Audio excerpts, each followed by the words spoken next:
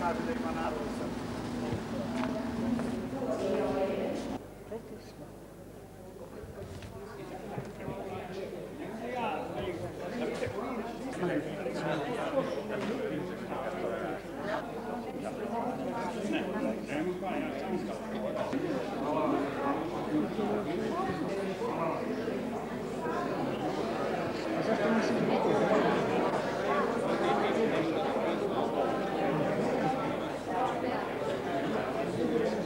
Na sreću, svi pozdravi su nekako pozitivno usmereni.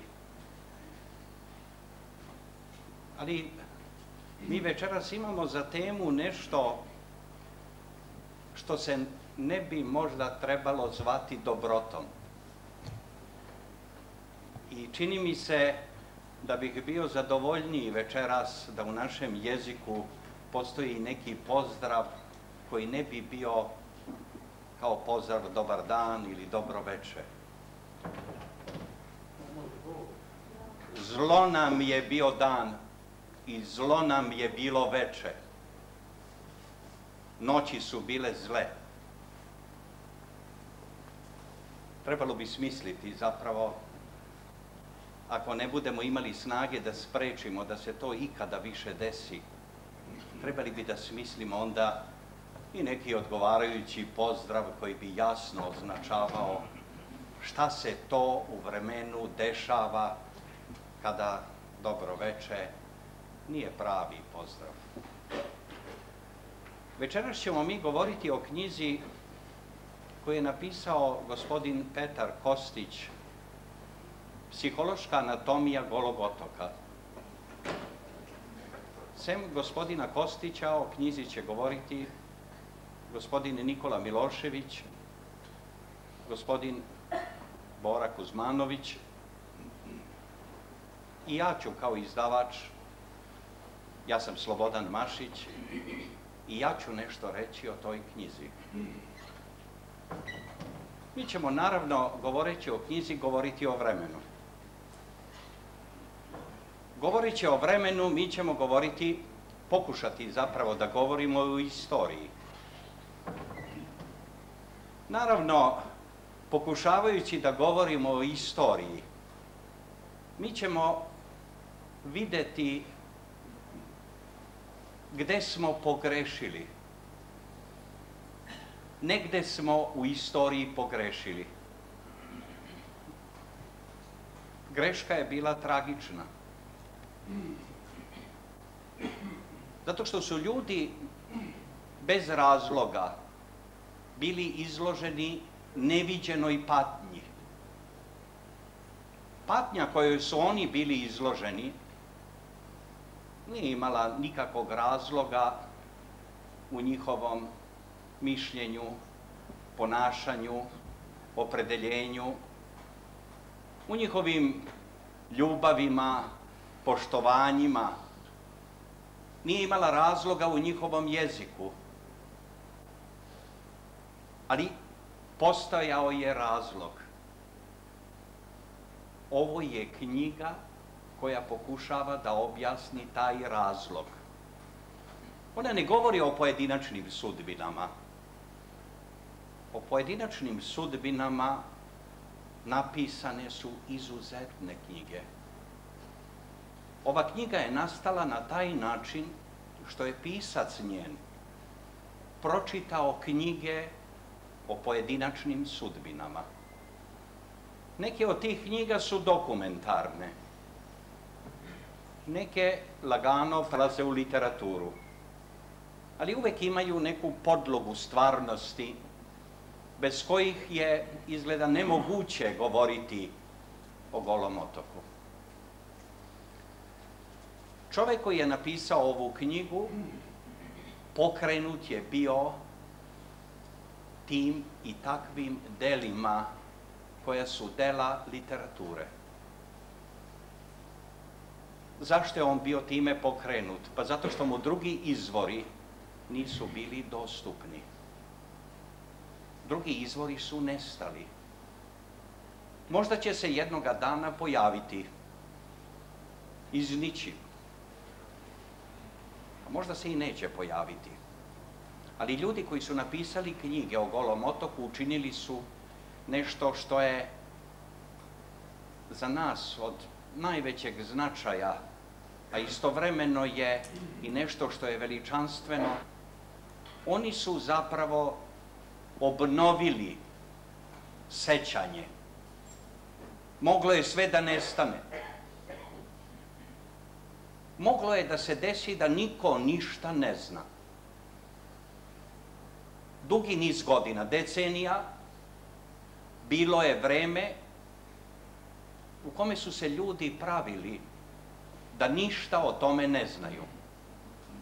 Onda su se pojavile knjige koje su obnovile sećanje. Kao da su nanovo izrasle biljke. Na osnovu toga, gospodin Petar Kostić, psiholog po obrazovanju, napisao je ovu studiju. Pošto ja nisam psiholog po obrazovanju, pošto sam čovek koji zapravo nije ni istoričar po obrazovanju, ne bavim se ni onim drugim poslom koji se inače kod nas ne smatra baš preterano značajnim i poštenim. Ne bavim se politikom. Ali imam jedno osjećanje iz ranog detinjstva. To je jedno osjećanje solidarnosti s ljudima koji su patili na Golom otoku. Ja sam čovek koji je sticajem okolnosti jedan od onih koji vam prave knjige. Ja sam ovu knjigu čekao 50 godina. Moj prijatelj Dragoslav Mihajlović takođe je ovu knjigu čekao decenijama. On je jedan od krivaca što se ova knjiga pojavila, jer je u njegovoj podršci autor ove knjige, gospodin Petar Kostić, imao onaj temeljni podupirač bez koga ni jedan krov ne može da stoji. Pa pošto ja nisam jedan od onih koji mogu nešto da vam duboko kažu o ovim površnim razlozima o kojima ja govorim, ja ću sada zamoliti prvo gospodina Nikolu Miloševića. Dobro, oni su se dogovorili. Prvo gospodinu Boru Kuzmanovića, zatim gospodina Nikolu Miloševića, a onda ćete imati mogućnosti da čujete gospodina Petra Kostića. To će biti redosled našeg večerašnjeg skupa. Izvolite, gospodine Kuzmanoviću.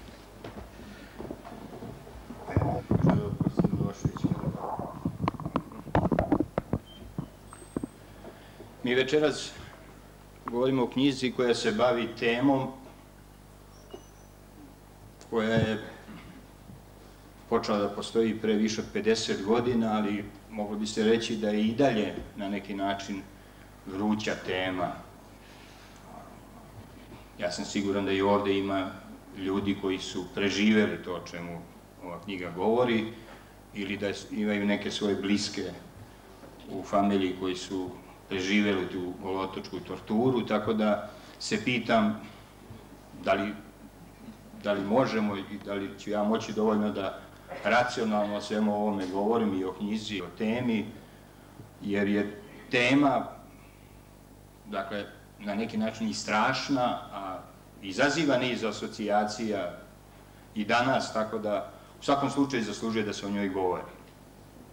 Moglo bi se danas već reći da imamo prilično literature koja se bavi temom Golog otoka, iako je sve to praktično staro negde uglavnom 20 godina ili mnogo manje, što znači da dosta se kasno počelo, i to je svima jasno, je li nama zašto, počelo pisati o ovoj temi. Najpre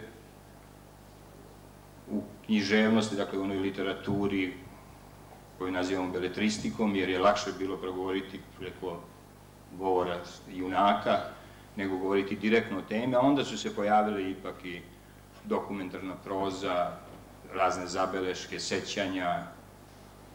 Međutim, još nema dovoljno, ili moglo bi se skoro reći da nema, one literature koju nazivamo naučnom. I ovo je jedan od prvih pokušaja, dakle, da se na jedan racionalan način, da neko ko potpuno može sa strane da ovu stvar posmatra, da pokušava, dakle, da je posmatra kao temu, kao predmet za razmišljanje, za analizu i tako dalje. Čini mi se da moglo bi se reći da istoričarja bi trebalo da bude više koji bi morali da pišu o ovoj temi. Znam da istoričari vole distancu, ali se čovjek stvarno pita kolika bi morala ta distanca da bude da se konačno može pisati o toj temi, jer i za nas druge koji bi analizirali sa nekog svog aspekta potrebna je ta istorijska građa. Dakle, ako još uvijek neke arhive nisu otvorene, postoji neka sekundarna građa, a verujem da se može naći što i u tim raznim arhivama. Razume se, ovo jeste tema koja zaslužuje u velikoj meri pažnju psihologa. I moglo bi se isto s pravom pitati zašto se to ranije nije pojavila jedna ovakva knjiga. Mene jednog dana pozvao gospodin Dragoslav Mihajlović i rekao, evo jedan vaš kolega piše knjigu o Golom otoku, ja sam mu pomogao koliko mogu, ne znam da li vi psiholozi možete nešto još da pomognete. I ja sam onda pomislio, dobro, evo konačno izaći će jedna psihološka knjiga. Nisam to pomislio samo zato što do tada nije izašlo, nego što je pre nekih 5-6 godina jedna grupa nas počela bila da se ovim bavi i nažalost nije posao završila. Neću reći da nas je neko sprečio, ali prosto nismo izdržali u toj nekakvoj tom naporu da prikupimo svu građu koja nam je neophodna bila za istraživanje.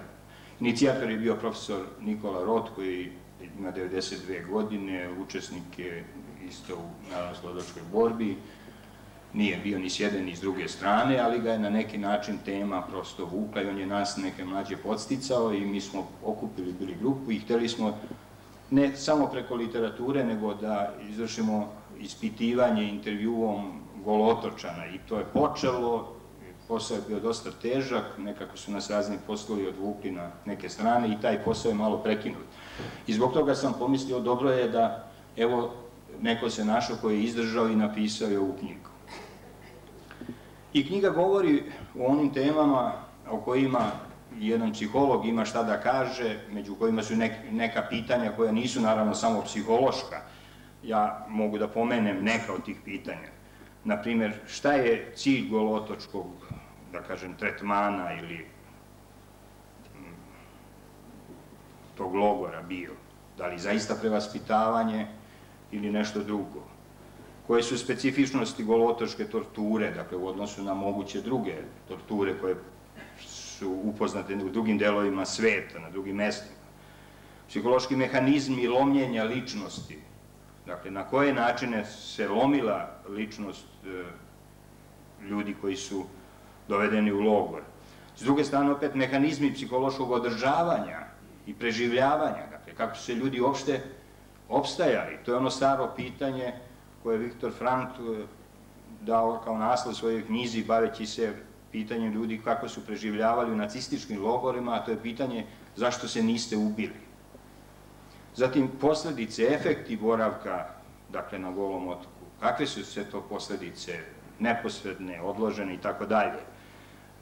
Kostićev je poseban doprinos oko psiholoških tipova i mučenika i mučitelja. Evo, ja samo mogu nešto najkraće, znači i povodom i u vezi sa knjigom, a i u vezi sa temom, da o nekim od ovih tema nešto kažem. Naime, i neke knjige ljudi koji su preživjeli Goli otok nose naziv kako su nas prevaspitavali. Čini mi se da i gospodin Kostić govori o prevaspitavanju, a ja na osnovu onih malog broja intervjua koje smo mi počeli, moj utisak da tu nije bila ozbiljna reč o želji da nekoj da se prevaspita u smislu da se promene nekakvi stavovi, uverenja, jer za te stvari postoje neki efikasniji metodi i ne može se reći da komunisti nisu znali za te efikasnije metode. to je imalo formu, dakle,